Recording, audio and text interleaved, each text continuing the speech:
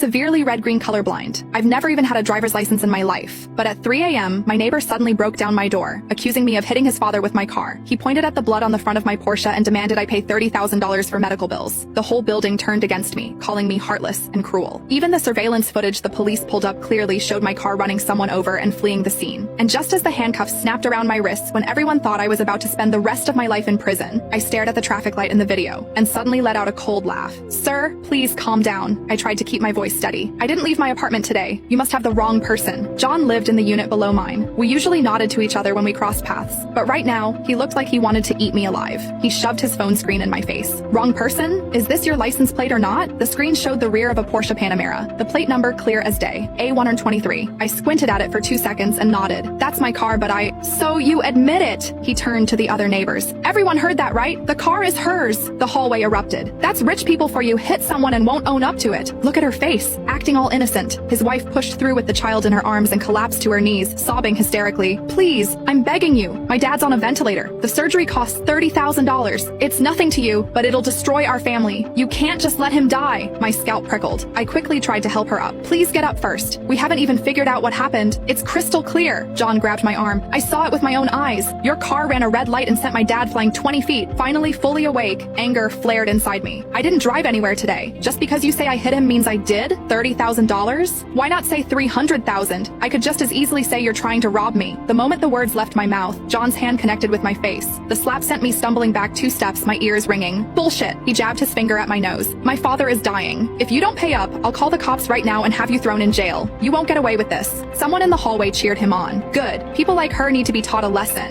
The neighbors grew more agitated. "Don't waste your breath on her. Call the police. Lock her up." His wife knelt on the floor, sobbing uncontrollably, the child wailing along with her. Camera flashes went off in my face. I covered my cheek and slowly straightened. "Fine. Call the police." John froze. "Didn't you say you'd call them? Go ahead." I wiped the blood from the corner of my mouth. I turned, pulled something from my bedside table, and slapped it against his chest. "While you're at it, have them explain how someone who's red-green colorblind and can't drive managed to hit your dad." John stared down at the red-green colorblindness certificate for 3 seconds. The shouting from the hallway stopped. Someone muttered quietly, "Red-green colorblind? Doesn't that mean she can't get a license?" "John, could you have gotten the wrong person?" I pointed at the paper in his hands. "See it clearly? It's got an official stamp. Can you read?" John's face went from pale to flushed and back again. The next second, he threw the paper on the ground. "You think one piece of paper can fool me? You can afford a Porsche Panamera, but you don't have a license?" He stepped closer. "Besides, if you really are colorblind, that means you were driving without a license. That makes it even worse." The others nodded in sudden understanding. "Right, she almost tricked us. No wonder she ran the red light. She can't tell the colors apart at all."